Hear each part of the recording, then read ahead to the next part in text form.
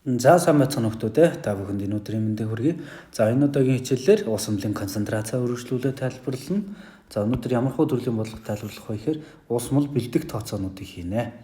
За өгүүлбэрийн уншингаа тэг өргөжлүүлээд юмсаа тайлбарлана. За 500 г 10% зэсийн сульфатын ус мөл бэлтгэхэд хэдэн грамм хатаасан буюу усгүй зэсийн сульфат ба ус хэрэгтэй вэ гэсэн бодлого байна. Тэгэхээр би нэг өсөндөө 500 г ус мөл бэлтгэх гэдэг байгаа байхгүй. Тэрэн дотор 10% зэсийн сульфат агуулгадж байх ёстой гэсэн үг. За устай усгүй гэсэн хоёр юм яриад байна тийм ээ. Тэгэхээр одоо энэ зурган дээр нэг цэнхэр өнгийн цагаан өнгийн хоёр юм бичсэн байна. За энэ цагаан өнгийн нь болохоор яг ямар ч усгүй хуурай зэсийн сульфат ийм өнгөтэй харагддаг. За тодорхой хэмжээний чигийг татаад авчихаар зэсийн сульфат маань ийм цэнхэр өнгөтэй болдог. Энэ үед зэсийн сульфат маань ийм тас давс хэлбэрээр буюу ийм 5 молекул усыг өөртөө шингээсэн ийм байдлаар оршиж байдаг. Тэгэхээр усгүй гэдэг нь одоо яг цэвэр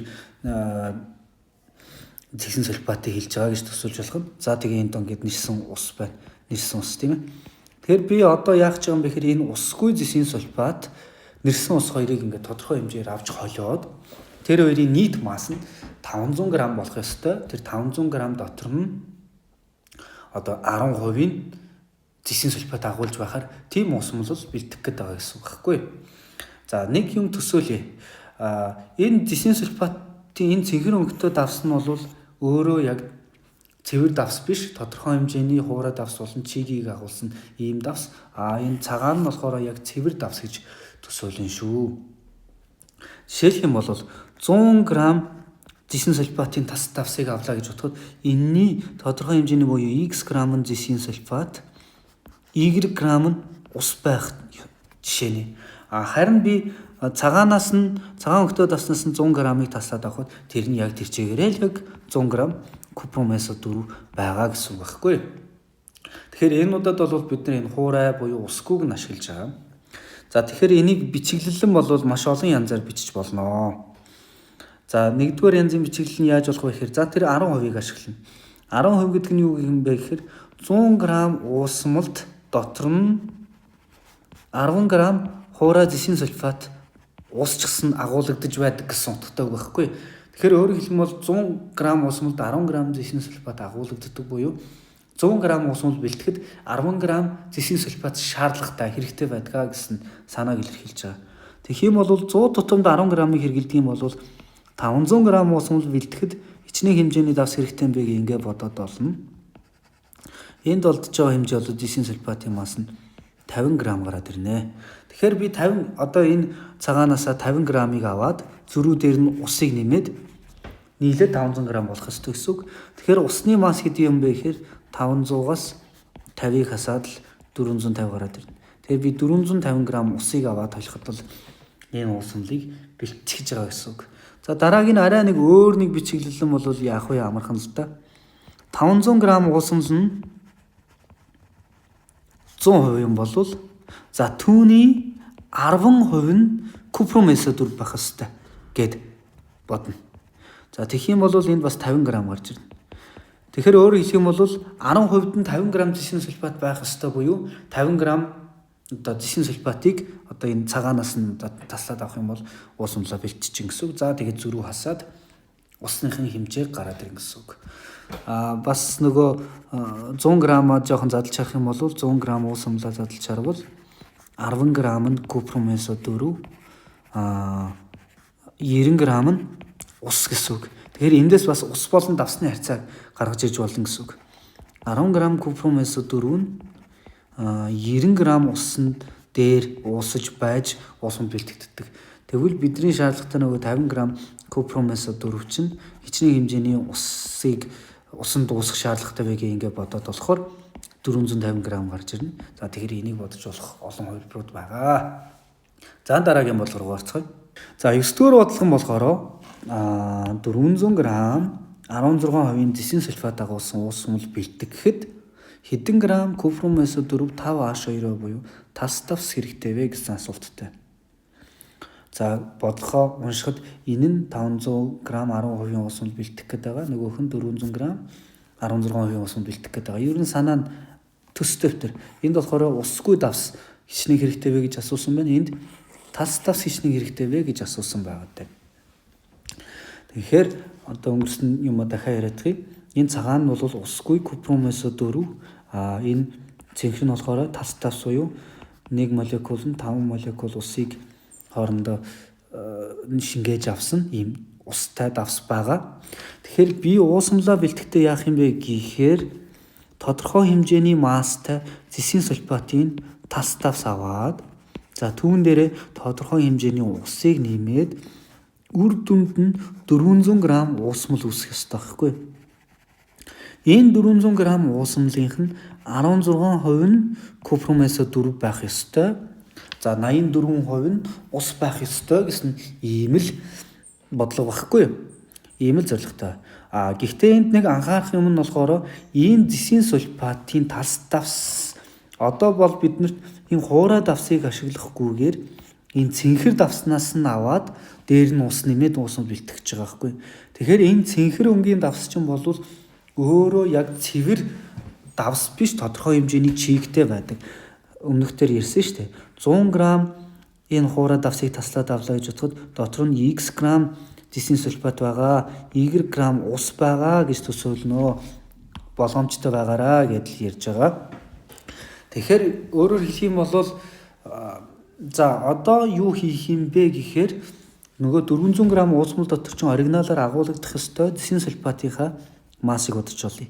Тэрийг яаж бодож олд юм бэ гэхээр нөгөө 16% ашиглавал 100 г уусмалд яг цэврээр 16 г купромесо 4 агуулгадах ёстой буюу 100 г уусмал бэлтгэхэд 16 г купромесо 4 шаардлагатай гэсэн үг. Тэгвэл 400 г уусмал бэлтгэхэд хичнээн хэмжээний зэсийн сульфат хэрэгтэй вэ гэх ингээд бодох юм бол энд 64 г гарч ирэх ёстой. Энэ 64 г купромесо 4 нь яг цэврээр хуурайгаар гэсэн үг байхгүй. Ийм байх ёстой. Биднэрт одоо шаардлагатай гэсэн үг. Тэгэхээр би энэ 64 г зэсийн сульфатыг хэрвээ цэвэр зэсийн сульфат байсан бол шууд л 64-ийг таслаад авчих байхгүй. Гэтэл өнөөдөр бол бид нар яах гэж байгаа юм бэ гэхээр энэ хуурай зэсийн сульфат биш устайд энэ тас давсыг нь ашиглах гэдэг байгаа. Тэгэхээр би хичнээн хэмжээний тас давсыг авна. Одоо түүн дотор 64 г зэсийн сульфат цэврээр агуулгадчих ёстой гэдэг тэр тооцоог л хийх гэдэг байгаа гэсэн үг. За тэр тооцоог яаж хийх юм бэ гэхийн тулд эхлээд нөгөө томьёоноос нь харьцааг олж авнаа. Купромесо 4 5H2. За харьцааг нь олох юм бол зэсийн сульфатын молекул масс нь 160 г. За усных 18 энийг 5-аар үржин Y гарна. Ингээ 250 г гарна. Тас давсныхан молекул масс нь. Энэ молекул масс нь өөрөө биднэрт харьцаа өгчдөг. Ямар харьцаа өгд юм бэ гэхээр 250 г одоо энэ цэнхэр өнгөтэй давснаасаа би 250 г-ыг жин дээр хэмжээ таслаад авахад яг үндэ түүн дотор 160 г зэсийн сульфат агуулгадж байгаа. 90 г нь ус буюу чигийг агуулж байгаа гэж ойлгож болно. Тэгэхээр яг цэвэр давс биш гэдгийг одоо эндээс тусалж байгаа. За одоо би энэ зэсийн сульфатаас нэг тодорхой хэмжээгээр энэ хуурай давснаас тодорхой хэмжээгээр таслаад авахд тэрэн дотор 64 г юу байх ёстой? Зэсийн сульфат бодитор байх ёстой гэсэн үг. Тэгэхээр хэдийг авбал болох вэ гэдэг тооцоо хийх гэж байна. Хоёр янзаар хийж, ер нь хэдэн янзаар хийж болно. За багш нь энд нэг хоёр янзаар олж үзье. За нэгдүгээр болох арга нь болохоор пропорцоор.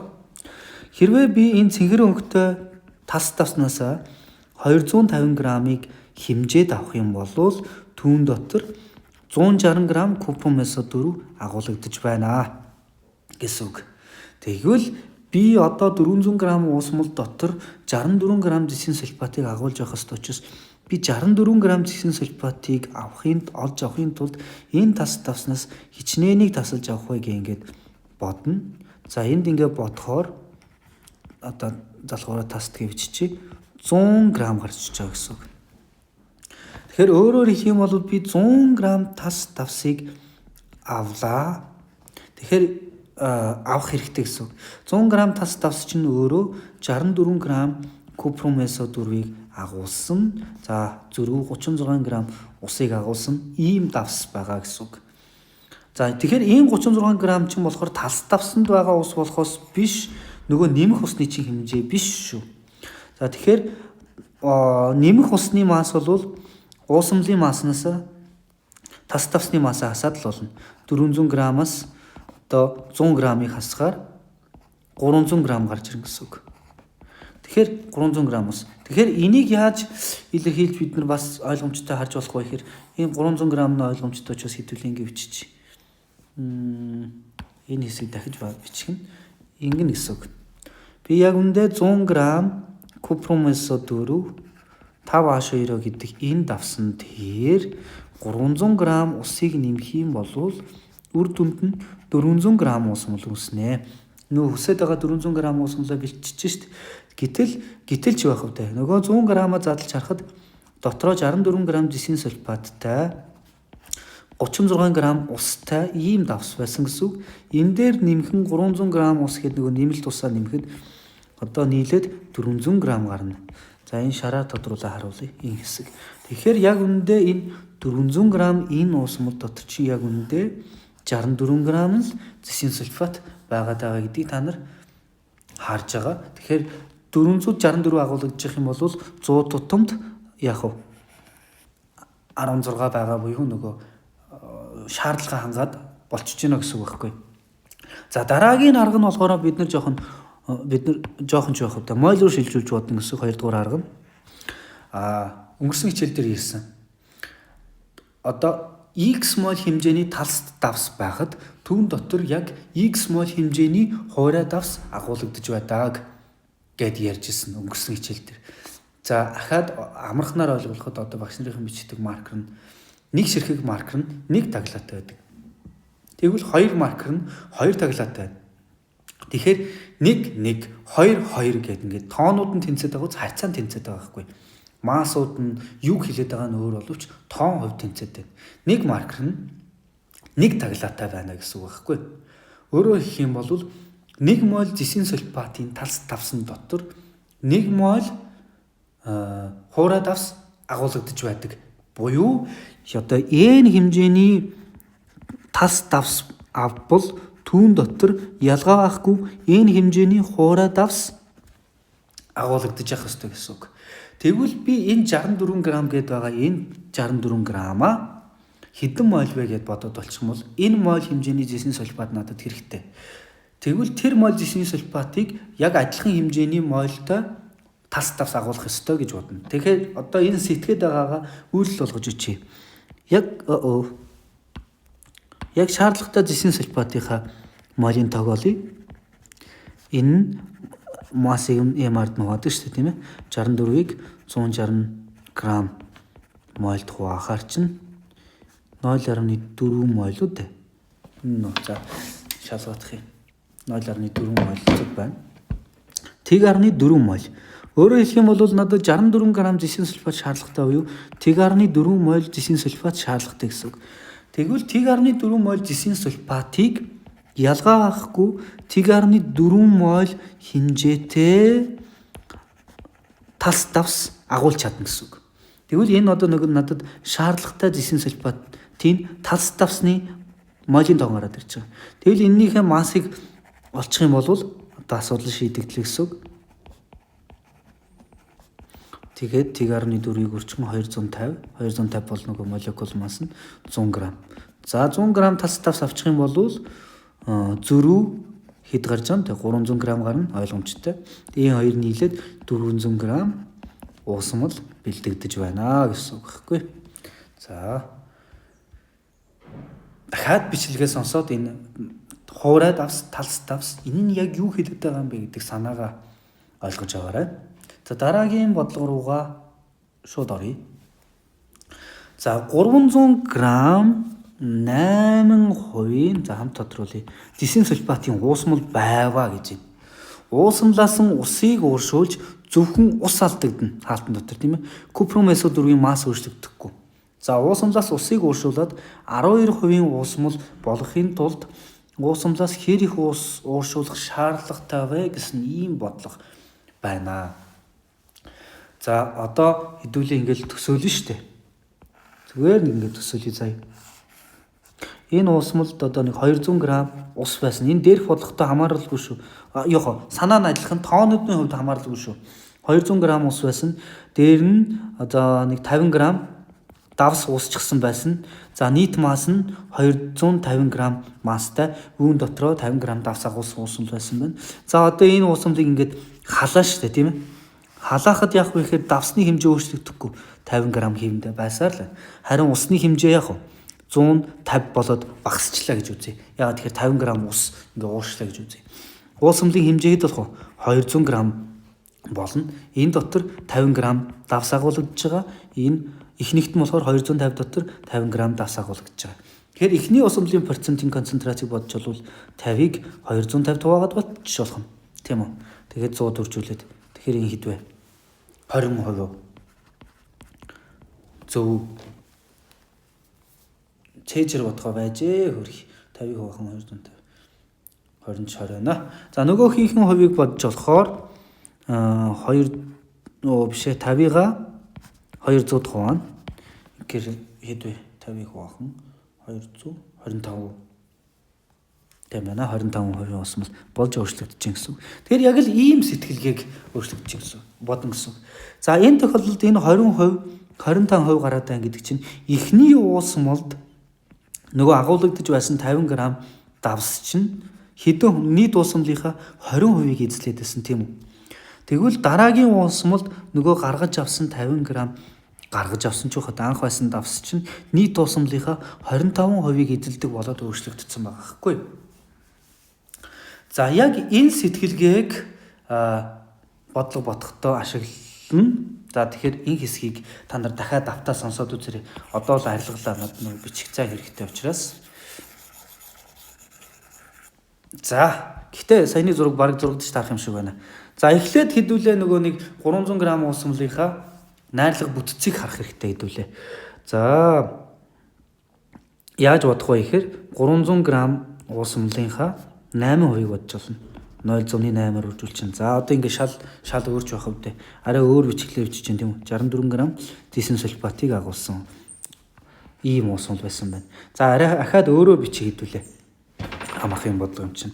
За 100 г уусмалдаа 8 г зисин сульфатыг агуулдаг уусмал юм бол 300 г уусмалдаа хичнээн бэ гэвэл 3-8 24 билүү зөв билүү энэ одоо хөрхий 300 үрчгэн 8. За 24 зөв байна. 24 г зисин сульфат агуулсан уусмал байсан байна. За тэгэхээр хэдүүлээ 300-аас 24-өө хасаад үзье. Энэ хийх шаардлагатай хөдөлж байж болно, шаардлагагүй ч байж болно харна шүү дээ. За 276 г гарч ийн. Энэ нь бол ус гэсэн үг байхгүй. За одоо бодноо. Саваа зурнаа. Яг гоёор төсөөлнө шүү дээ. За энэ дотор 276 г ус байсан, 24 г давс буюу зисин сульфат байсан. Нийт масс нь 300 г ийм уусмал байсан тийм үү? За энэ уусмал дотроо энэ 24 г зисин сульфат маань хэдэн хувийг эзэлдэг байсан бэ гэхээр 8%-ийг эзэлдэг байсан. Тэгээд 100% нь хэдвэгээ бодоод болох юм бол 300 гардаг ийм уусмал байсан. За одоо яг бодлогын бодлтыг яг одоо энэ зурган дээр зурагдах гэж байна. За мэдээж усыг нь ууршуулсан байна тийм үү? За ямар ч тааш нэг X грамм устай болж үлдэх нь ойлгомжтой. Харин 24 г давс нь хэвэндээ байсаар л температураар халаасны дараа. Тэгэхээр уусмлын масс хэд болохыг бид нар мэдэхгүй. Тэгэхээр 24 г зисин сульфат чинь яг үндэ 8%-ийг эзэлдэг байсан юм бол одоо 24 г зисин сульфат чинь 8%-ийг биш хэдэн хувийг эзлэх ёстой? 12%-ийг эзлэх ёстой. Ийм уусмал болчих жоохгүй. Тэгвэл 100 г нь хэдвэ гэд ингээд бишээ 100% нь хэдвэ гэд ингээд бодоод илэрхийлээд үзье. Тэгээд тооны машинд чи за 2 дахин их гэдэг чинь 200 юу? Тийм байна. 200 г уусмал болох ёстой юм байна. За тэгэхээр уусмлын нийт масс маань 300 г байжгаад 200 г болж буурах юм бол энэ уусмлын концентрац яах нь 12% болж өөрчлөгдөх нь. Тэгэхээр 300 г уусмал байж 200 г уусмал болж өөрчлөгдсөн гэдэг чинь 100 г ус яах нь ууршсан гэсэн үг. Ийм 1-р уусмлаас ийм 2-р уусмлын массыг хасах юм бол зөрүү ус гарч ирнэ гэсэн үг. яаж бодж болох вэ гэхээр 300-аас 200 хасаад 100 г усыг ууршуулах ёстой гэж бодох нь. Арай өөрөөр төсөөлж болно бид нар. За энэ 200-аас 24 хасахаар хэд гарах вэ? 176 г ус гэж гарч ирнэ гэсэн үг. Тэгэхээр анх чин 276 г устайсан бол 176 г устай болчихлоо. 400 гарлаа гэдэл ингэ бодчих гэсэн үг. Тэгэхээр энэ бодлон дээр одоо нэмж баг юм тайлбарлах шаардлагагүй байх. За тэгээ үргэлжлүүлээ дараагийн бодлого руугаа шууд орчихъё. Дахиад бичлэгээ ухрааж байгаа энийг юу болчих вэ гэд харж болно шүү. За дараагийн бодлого бол 8% зэсийн сульфат 20% зэсийн сульфатын усамлаас тодорхой хэмжээгээр таслан авч 12% концентрац бүхий 375 г уусмал бэлтжээ. 2 уусамлаас тус бүр хэдэн грамм авах вэ гэд ийм бодлого байна. Баш нь бол ийм бодлогыг багада нэг холихын дүрм гэдэг нэг аргаар ингээл боддог байсан. За хэдүүлээ бол тех шаардлагагүй яг сэтгэлгээгээр бодсон гэсэн үг. За би ингээд ийм сав зурж үзүүлээ да. Нэг ийм савн дотор зэсийн сульфатын уусамлаг байхгүй. Энэ уусамлал нь 8%. За дахиад энэ талтан бас дахиад нэг 20% уусамлаг байхгүй. Энэ хоёр уусамлаас нь X грамм хэмжээтэйг нөгөө уусамлаас нь Y грамм хэмжээтэйг таслаад авсан. Энэ X, Y бол нийт уусамлын хэмжээ шүү.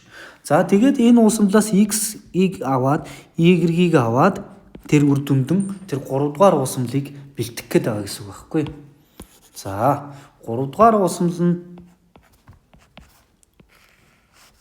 ямар уусмал юм бэ гэхээр 12% уусмал болж таарж байгаа юм байна. За тэгэхээр 12% уусмалын хэдийг бэлтгэх гэдэг байгаа нь ойлгомжтой байна. 375 г уусмалыг бэлтгэх гэдэг байгаа юм байна. Яг үүсэх гэдэг байгаа уусмалынхаа найрлагыг эхлээд тодорхойлцдог байхгүй. Яаж тодорхойлох юм бэ гэхээр та нар угаасаа чадна. 100 г уусмалд одоо 12 г зэсийн сульфат агуулгаддаг юм бол 375 г уусмалд хичнээн хэмжээний зэсийн сульфат агуулгадах вэ гэх ингэ бодъё. Тэгэхээр миний бэлдэж байгаа уусмал дотор боддоор агуулгадах ёстой хиний зэсийн сульфатын массыг бодж олж гэсэн. Өнөөдөр ч хэдүүлээ зэсийн сульфатаар бөөнд чинь да тийм ээ. 45 г зэсийн сульфат. За ийм гэсэн үг. За тэгэхээр эхний уус 8% уусмал дотор чинь тодорхой хэмжээний зэсийн сульфат агуулгадж байгаа. Хоёрдугаар тэр 20% уусмал дотор чинь бас тодорхой хэмжээний зэсийн сульфат агуулгадж байгаа. Тэр хоёрын нийлбэр нь тэр 45-таа тэнцэх ёстой гэсэн үг. За одоо хэдүүлээ төсөөлье заяа. За нэгдүгээр уусмалыг 100% уусмал гэвэл 100 г уусмалда 8% зэсийн сульфат багш нь буруу хэлжлээ.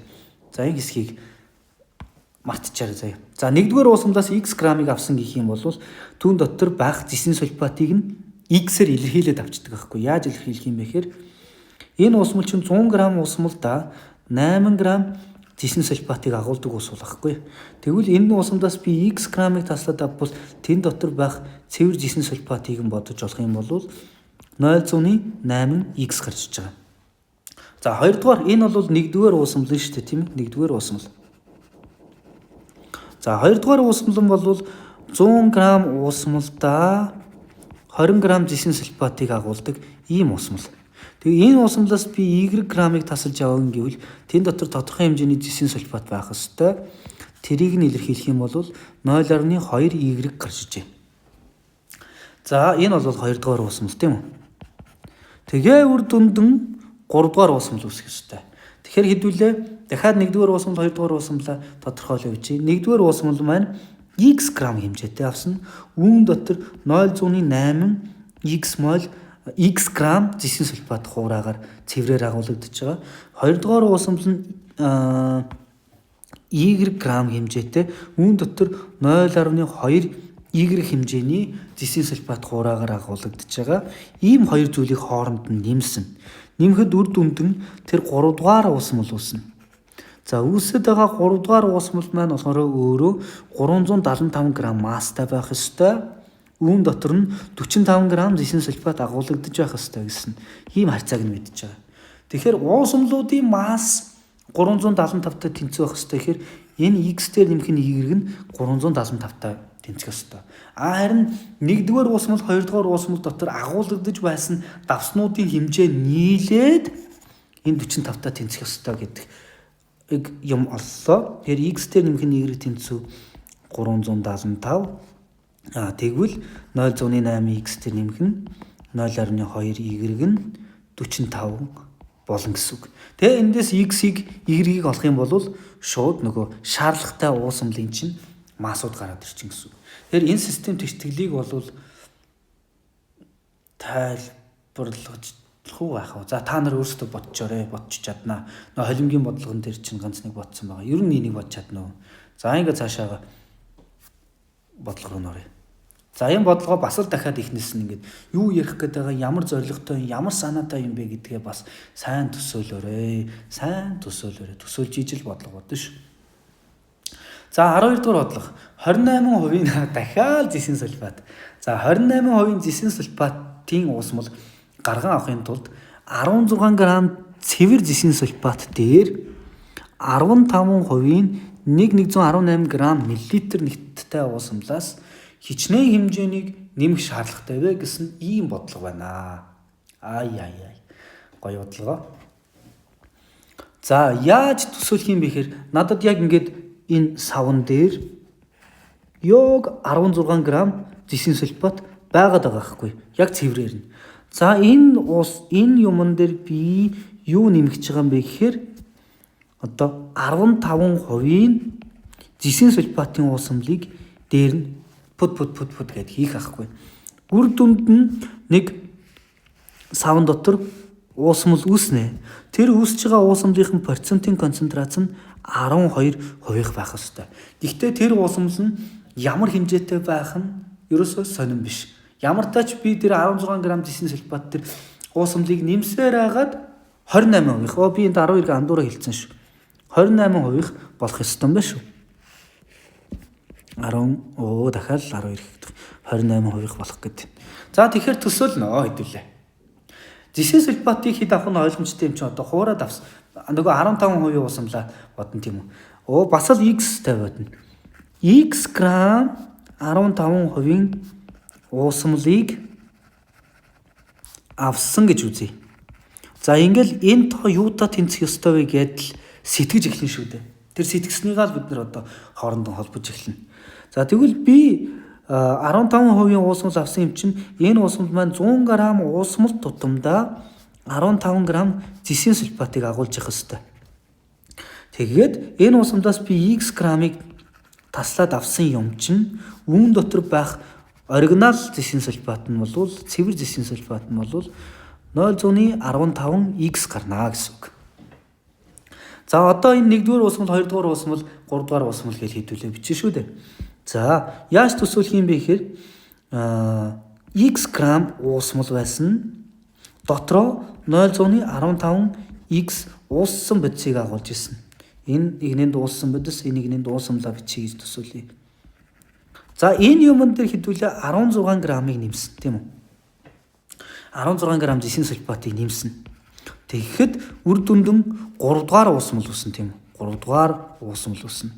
Тэр үүссэн уусмлын масс хэд байх вэ гэхээр x грамм хэмжээтэй юмн дээр 16-г нэмсэн юм чи яах юм? X дээр нэмэх 16 болдго юм байна шүү дээ. Уусмлын масс. За энэ дотор байгаа ууссан бодисын хэмжээ нь бол за эхний уусмал дотор 0.15x агуулгадчихсэн. Энэ дээр чи 16 г хуураад авс нэмчихэж байгаа юм чи 16-гаар нэмэгдэхгүйгээ яах юм бэ? Тийм ээ? За ингээд нэмчихэж байгаа юм. Тэгэхээр энд үр дүнд уусмал өсчихөж байгаа. Энэ бол уусмал, энэ бол ууссан бодисын хэмжээ байхгүй. Уусмал ууссан бодисын харьцаа нь 28% байх ёстой. Тэгэхээр x дээр нэмэх нь 16 гэсэн энэ уусмал маань 100% бөгөөд үүн дотор агуулгадах 0.15x дээр нэмэх нь 16 нь хэд байх ёстой вэ гэхээр 28% байх ёстой гэсэн үг. Тэгэхээр энийг арай химизмтэй ингэж бичнэ. Яаж бичих вэ гэхээр x дээр нэмэх нь 16 гэсэн уусмал дотор 0.15x дээр нэмэх нь 16 гэдэг ууссан бодисыг агуулж байгаа. Тэгвэл энэ уусмал маань 100 тутамдаа 28-ыг агуулдаг ийм уусмал байх ёстой гэх ингэ бодно.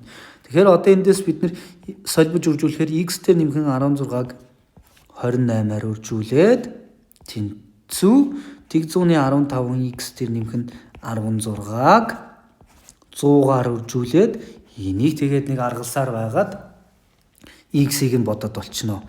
Энэ x нь бол нөгөө нэмэх уусмлын чинь масс гараад ирнэ.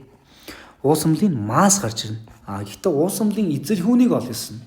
Тэр уусмлын чинь нягт өгөгдсөн байгаа учраас тэр олох уусмлынхаа эзэлхүүнийг олохын тулд олсон уусмлынхаа массыг олсон уусмлынхаа тэр нягтад хувааж өгнө.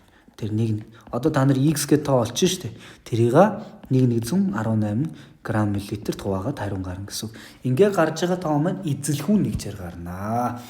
За энэ бодлогыг бас дахиад ойлгосон байх гэж найдаж байна. Бичлэгээ дахид сонсоод юуг яриад би яагаад юуг хооронд нь тэнцүүлчих гэдэг тэр тэнцүүлээд байгаа хараарай.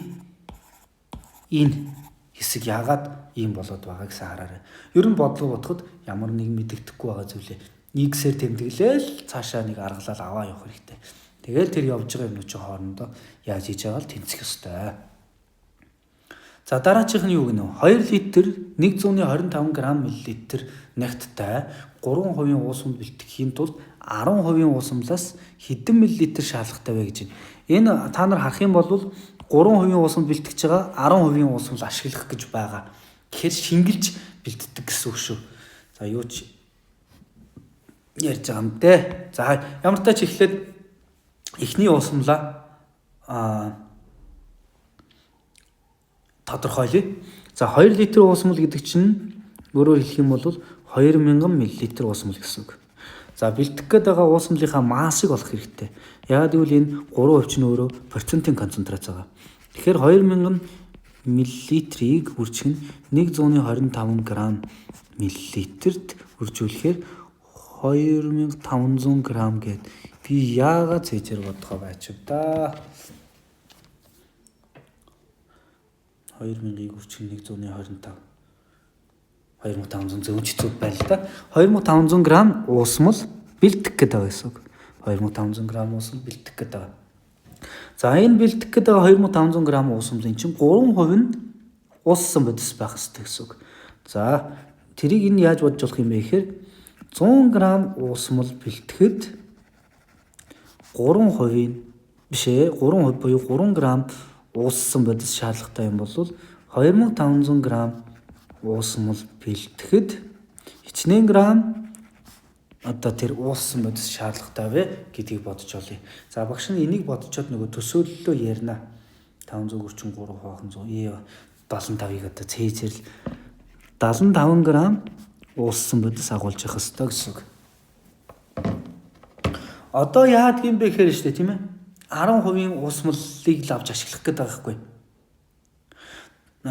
Одоо ингэсэн гэсэн үг. За яаж ярих вэ? Бодлого маань одоо нэгэн пропорцийн дараа л дуусгах гэдэг юм л да. 10% амар өдгөн уусмал байгаа байхгүй. Ийм хэмжээтэй уусмал. Энэ уусмлаас бид нар ямар нэгэн x хэмжээтэйгээр таслаж авна. За тасалж авсан юмн дээр үргэлжлүүлэл ус нэмээл. Тэнгүүд үргэлжлүүлээд дахиад нэг 3 дахь уусмал үүснэ. За тэр 3 дахь гаргаж авах байгаа уусмал чинь үүснэ. Тэр гаргаж авах байгаа уусмал чинь 2500 г байх хэвээр. Дүүн дотор нь боддоор одоо 75 г ууссан бодис байх хэвээр гэж төсөөлөх гээд байгаа юм л да. Тэгэхээр энэ 2500-аа 75-ыг агуулж байгаа буюу нөгөө 3% уусмал бэлтгэж байгаа байхгүй. 3% уусмал нь бэлтгэдэг байгаа нь энд гэсэн үг.